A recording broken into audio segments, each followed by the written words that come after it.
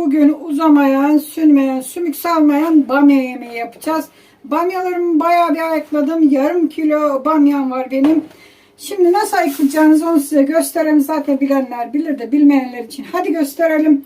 Şu sap kısmından kafa kısmına şöyle döne huni şeklinde sivri bir şekilde kesiyoruz ki bamyaların sümükleri fazla çıkmasın. Bamyaları temizliyoruz. Çoğunu temizledim. Az bir şey kaldı. Bu şekilde temizliyorum. Evet, bamyalarımı temizledim. Yıkamıyoruz. Bunları böyle bekleteceğiz. Şimdi yemeğimize doğrayacağımız diğer malzemeler burada. 3 küçük soğan, 4 tane biber, domates ve kork ile yapacağız uzamaması için. Yoksa koruk limon da koyabiliriz. Koruk suyuyla yapacağım. Hemen şimdi bu malzemeleri doğrayalım. Hemen başlayalım malzemelerimizi doğramaya. İlk önce soğanları doğrayalım. Ben bunları yıkadım, hazırladım. Hemen doğranacak. Şöyle çenterek soğanları doğruyorum. Üçüncü ve son soğanı doğruyorum. Ufak oldukları için ben 3 tane doğradım. Biberlerimi de doğrayalım. Sonuncu biberi de doğradım. Şöyle gösterelim. Şimdi sıra geldi domateslere. Domatesleri hemen doğramayacağım tencereye. Onları ayrı doğrayacağım. Bunlar yuvarlak domates. Onları da soyalım. Doğrayalım. Şöyle.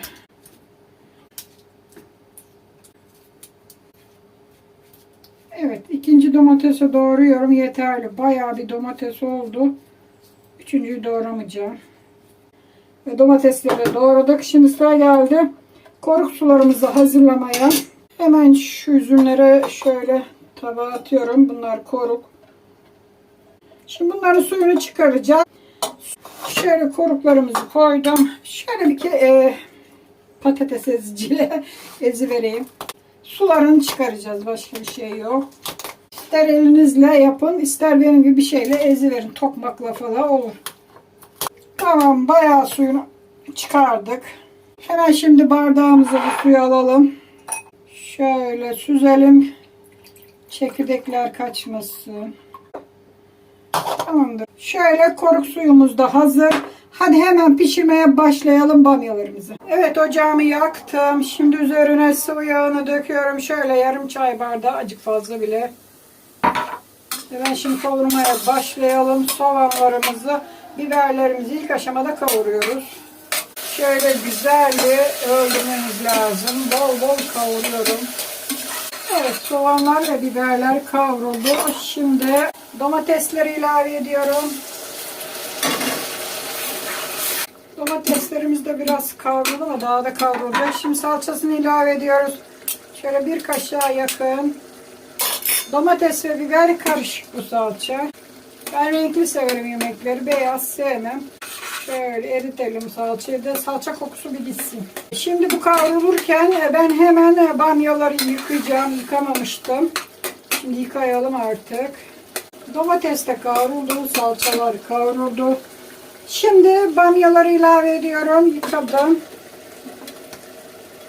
Hemen onları dökelim. Şöyle. Bamyalarımızı da döktük. Ve karıştırıyoruz yavaş yavaş. Karıştıralım. Bamyaları da güzel bir kavuracağız. Biraz tuz atalım. Göz ayarı. Kapatalım biraz. Kapağı kapattık ama biz buna şeker de atacağız. Niye şeker atıyorsun derseniz, şeker sebzelerde olan acımtırak tadını alması için şöyle bir kaşık yeterli, bir tatlı kaşığı. Kapatalım tekrar. Arada bir karıştıracağız. Karıştıralım bakalım. Bakın şöyle. Oh, çok güzel oldu. Koruk suyunu döküyoruz. Şöyle. Çok dibini dökmeyelim. Tortusu çökmüş. Hemen onu da böyle karıştıralım. Hemen kapatıyorum. Birazcık daha kavuracağım. Sebzelerde güzel bir kavurursanız yemekleri yaparken çok lezzetli olur yemeğiniz. Kavurmayı ihmal etmeyin. Bol bol kavurun. Bakın, kavurma işlemi şu an bitti. Şöyle gösterelim. Hiçbir şekilde uzama, sünme, salyanma yok. Gördünüz mü? Asla yok. Tamamdır. Şimdi üzerine suyunu veriyoruz. Şöyle soğuk sıcak hiç su fark etmez sebzelerde. Ne kadar koyacaksınız? Yemeğin şöyle bir üzerine çıkmasını bekleyeceğiz. Hop. Tamamdır. Bakın şöyle yemeğin şöyle bir iki parmak üzerine çıkana kadar su koydum. Şimdi 10 dakika kaynadı mı zaten bamyalar çok aşırı körpe pişecektir. Kaynamasını bekleyelim pişsin. 10 dakika kaynatacağız. Daha sonra son halini yine göstereceğim. Bakalım. Oo, hızlı kaynıyor. Biraz kısalım altını. Biraz yavaş kaynasın. Şöyle bakın. Hiç uzama sürme yok. Devam etsin kaynamaya. Evet yemeğimize bakalım. Yemeğimiz pişti arkadaşlar. Şu anda bakın asla dağılma, parçalanma yok. Mis gibi bamya yemeğimiz hazır oldu. Kapatalım ocağı. Birazcık sulu bıraktım özellikle. Biz ekmeğimizi suyuna banıp da yemeği çok severiz. Şöyle. Of of of. Biraz da suyundan. Mis gibi bamya yemeğimiz hazır oldu. Umarım bu tarifi beğenmişsinizdir. Siz de yaparsınız. Ayrıntılı bir şekilde videoda gösterdim.